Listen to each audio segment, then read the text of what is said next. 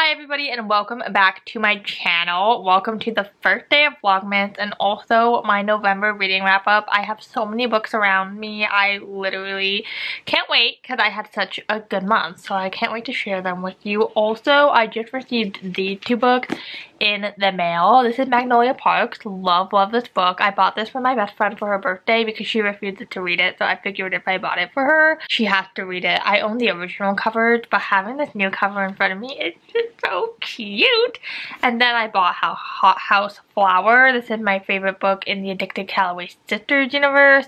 Now, if you don't know, I read all of these books on my phone. I think they're also all on Kindle Unlimited, and this is my favorite book, hands down, and it was on sale during Cyber Monday, so I picked it up. I read 14 books in the month of November. I had a great month. I didn't really have the best couple of months leading up to November, but November was really good. I can't wait to talk about all the books that I read, so let's just jump into it. Starting off is the Prison Healer trilogy. I read this because of Sarah Caroli here on YouTube. I love her. She is fantastic, and this series did not disappoint. This trilogy is about a girl that lives inside a high security prison, and she is in fact a healer. Everybody inside the prison has a different role to play, and she meets this guy, obviously, and there's a little love story, little romance going on, but she somehow finds herself facing the trials, and they're not Hunger Games type trials, but they are high stake trials that she is expected to die in, and so she's just supposed to survive the trials, and the whole series takes place from there.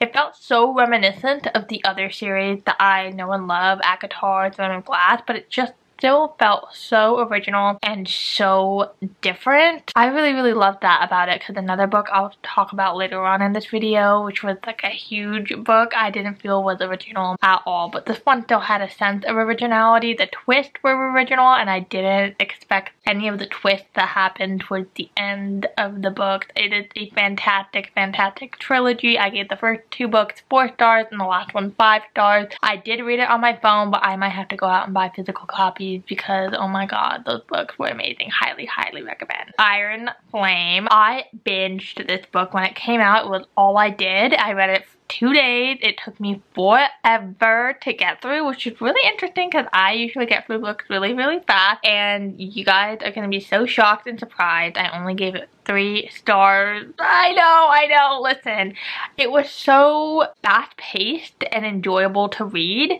Like, there wasn't a single moment where I was reading it where I was like, oh my god, this is boring. However, I would say that a lot of things that happened in the book were very predictable and very reminiscent of other fantasy series, and I just expect more because it is such a popular series, so that is the reason why I docked it a little bit. I also didn't love the whole miscommunication trope with Violet and Zayden. That trope irritates me so much, and I just felt like a lot of it was overdone and didn't need to happen, so there was a lot of the book that just really irritated me. And then again, the big thing that happened at the end of the book really irritates me because it felt so reminiscent of another book series that I feel like you would know if you read both of them. So because of that, I was just really disappointed. I also felt like some characters were kind of like left to the side a little bit and weren't as present, and so that's why it was only 3 stars. Please let me know what you think. Then I read a 1-star book. Yes, you heard me right. Raise the alarms, a 1-star book, and that is Lightlark by Alex Astor. I knew this was gonna be bad because I heard a lot of people say it was super bad, but I remember when she was releasing it, I was so excited. She said she had a movie deal, all of this stuff, so I was just so excited.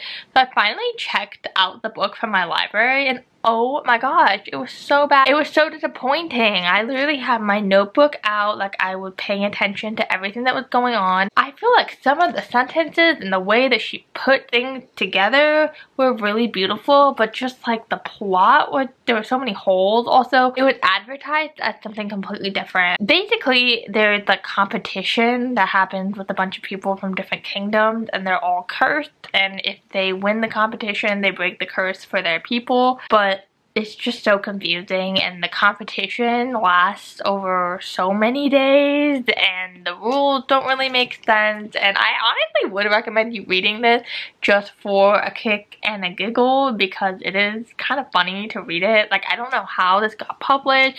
I don't know how it got as popular as it is because this book, seriously, I don't mean to hate, it's really bad. It's really bad. It should have never been published. I think that the base is really good and there's a really good foundation and it could have been a great book, but it just makes me laugh because there's so many plot holes. But the second book did come out the same day as Iron Flame.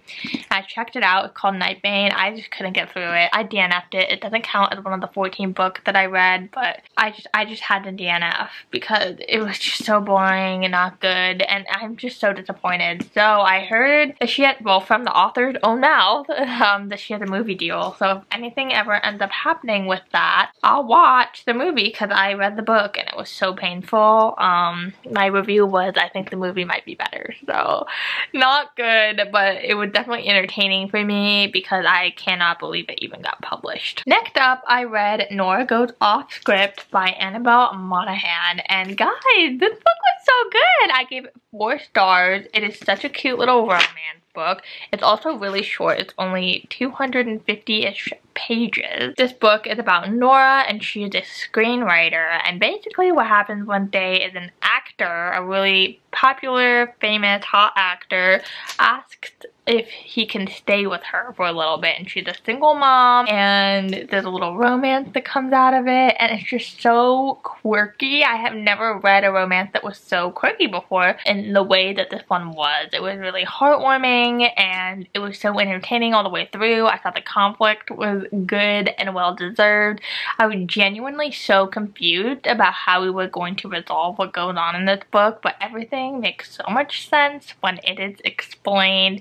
If you're looking for a cute romance that's funny, it's not like every other romance, and something that you can get through fairly quickly, highly, highly recommend. It's beautiful writing. It's just so good. It's so good. And the cover is adorable. Next up, I read Red Rising by Pierce Brown. Oh my gosh, I read it because of Haley Pham here on BookTube. As we all know, this book was quite something to get through. I didn't realize how violent it ran. Oh my gosh, it was very violent. It kind of like shocked me a little bit. But basically, this book is about Darrow. And in this world, everybody is broken up by a caste, basically, and they're assigned a color.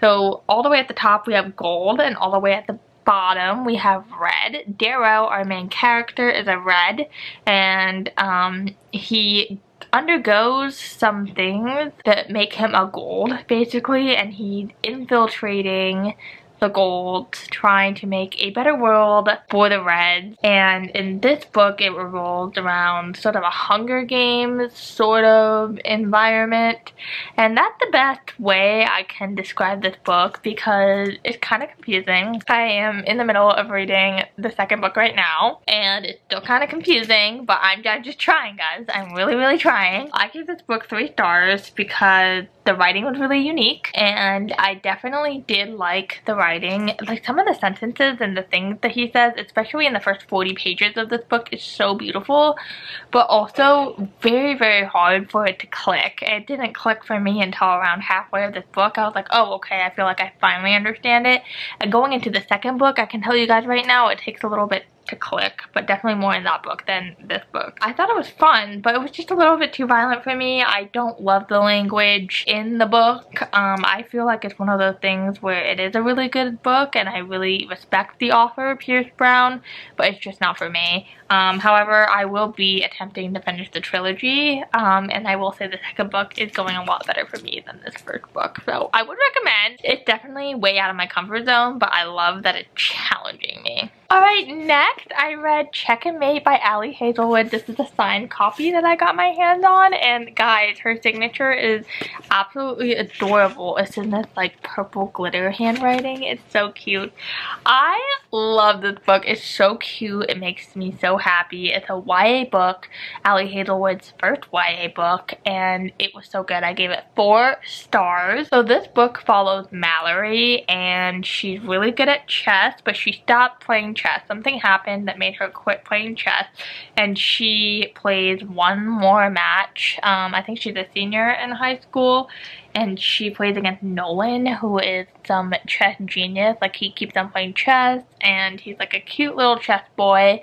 And her love for chess kind of reignites from that game that she wins against him, and everyone's like, oh my god, he doesn't lose games, who is this random girl?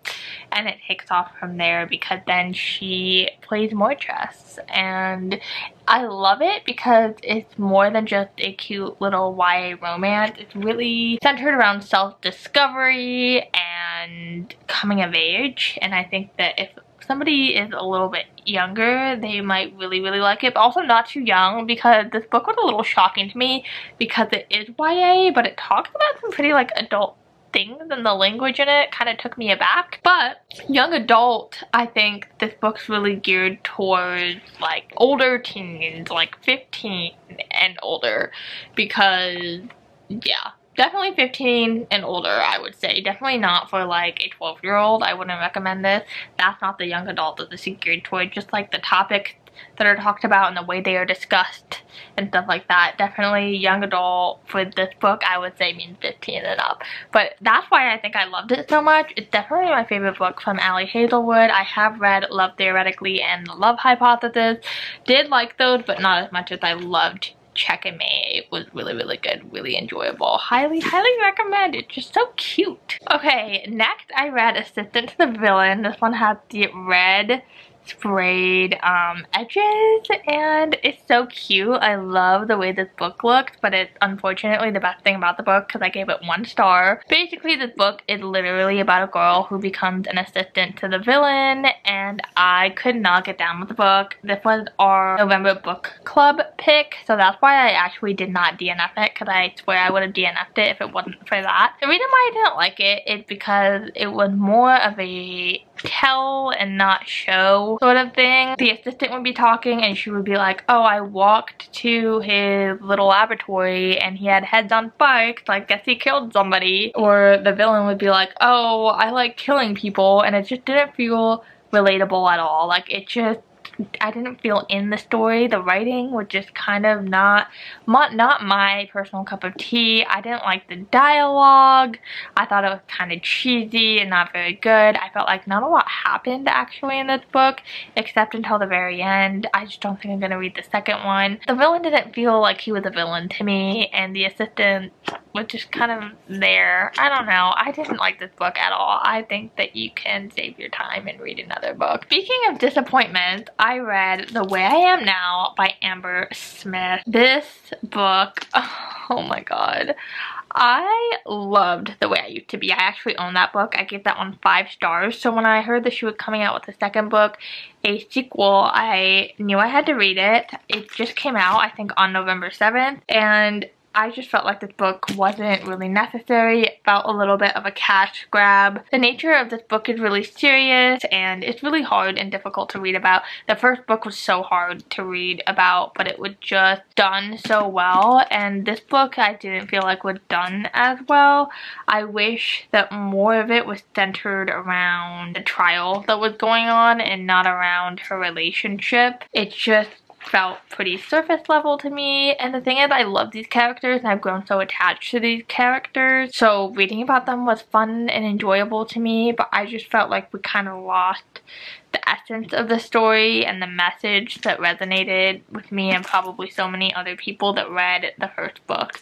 So I didn't feel like this one was completely necessary. There was not a message to this book that I felt like was super necessary, and overall I was left pretty disappointed. Next up, I read When in Rome and Practice Makes Perfect by Sarah Adams. These 2 books were adorable. Shout out to my friend Sydney for letting me borrow these books. Oh my gosh. I highly recommend both of these. I gave When in Rome 3 stars and Practice Makes Perfect 4, but let's talk talk about them. So this book is about Amelia and Noah. Amelia is a pop star, think Taylor Swift, super fun, and Noah is a small town guy, and her car breaks down in the small town right in front of his house, and he's a baker. Literally, how cute, a baker? I can't. And a little romance that happened between the pop star and the little baker. And it's just so cute and so feel good, and it's just a short 300-page romance, and it's pretty good. It was pretty good, but it wasn't super memorable, which is why I gave it 3 stars, but I do highly recommend. But Practice Makes Perfect, I would say also could be like a 3-star little romance, but something about this book had me swooning. This book is about Annie and Will. He's actually Amelia from the first book's bodyguard, and he's literally so hot. Like, this man had tattoos. I can't. It's just so good. Just like the way the story kind of happens. Basically, Annie is really like sweet, the girl next door type of vibes, and they create kind of a pact that he is going to teach her how to date because she's really inexperienced and really awkward, but he just like loves her from the start basically. So he is just like so into her from the start. She has no idea, and it's just so good. It's just so good. It had all the tropes and stuff that I love. This was just my perfect little romance book, and I just love it. So highly recommend both of these. You don't have to read this one to read this one. I highly recommend that you do though, because a lot of these characters are in this book and it makes it really cute to read. Alright, now we are on to the last 2 books of this month, and they are both amazing, so I'm so excited to talk about them. We have Two Twisted Crowns by Rachel Gillig. This is the second and final book in the Shepherd King duology, the first one being One Dark Window. This book was absolutely phenomenal. I can't really tell you too much of what it's about. All I can say is that it picks up right where One Dark Window left off. I highly recommend you go pick up One Dark Window if you haven't already. But this was the perfect conclusion. I would say that I don't know which one I liked more, to be honest with you. They had different POVs. This book had Elspeth, Raven, and Elm's POVs, and I wish it had Ion's POV. I think that would have made everything like 10 times better. But the romance that happens in this book is so good, and it's completely different from the one that happened in the first book. And I think that a lot of characters were done justice in this book, especially when you see the character development and the character growth from the first book to this one. It's just so heartwarming. I love it. It felt epic. The stakes were really high. I was on the edge of my seat the whole time reading this book, and oh my gosh, I wish I could erase my memory and start all over again. I have never read anything quite like this duology. I love that it was just a duology. I gave it 4.5 stars because it wasn't quite the 5-star feeling. Overall, a 4.5-star duology to me. It is just so good. I've never read anything like it. It is so unique, so gothic, perfect to read on a rainy, snowy day, and I cannot rave about this book enough. So highly recommend. It was done so well. The characters are just so complex. Amazing. Last but certainly not least, we have this last book, and I gotta say, I think it's my favorite book I've read all year. I've read over 150 books this year, so that is saying something, and that is Powerless by Lauren Roberts. Again. That is so good. It's so... This book is the first book in what is going to be a trilogy. This one followed Peyton, who is our girl, and Kai, who is our boy. In this world, there are elites who have powers, kind of like superpowers, kind of. And then we have Peyton, who is an ordinary, and ordinary don't have any powers. They were all supposed to be banished from the city that they're in. Peyton stayed. She'd been hiding her entire life because if anyone finds out that she's an ordinary, then they will kill her. Something happened, and she gets placed in the purging trials, which is literally essentially the Hunger Games. However, everybody competing in these an elite and has a power. Some of them have like really like good powers. She had nothing, so she had to make it through the trials, survive, not die, and not have anybody find out that she is an ordinary. Kai is the dreamiest, swooniest man I have ever read about. I was literally laughing, giggling, kicking my feet. That doesn't happen to me when I read books, but this one was so good. Oh my, I like savored this book too. Like I knew I loved it from like page 30 and I just like took my time and I savored it, and the ending of this book was so good. I need to have the second book, but if I don't want to read the second book, also I'm crying and screaming and I just can't stop thinking about it. 6 stars, honestly 6 stars. It was absolutely phenomenal, absolutely amazing. The banter was good, the tension was good, just the way she wrote it, stuff was good. This is a debut book, can't even tell. It is just so good. Please read Powerless by Lauren Robert. Please, please, please. That's all I have to say. Alright guys, that is it. Those are all of the books that I read in the month of November. I hope that you enjoyed this video. If you did, please give it a thumbs up. Let me know what you want to see next down below, and I will see you tomorrow. Bye!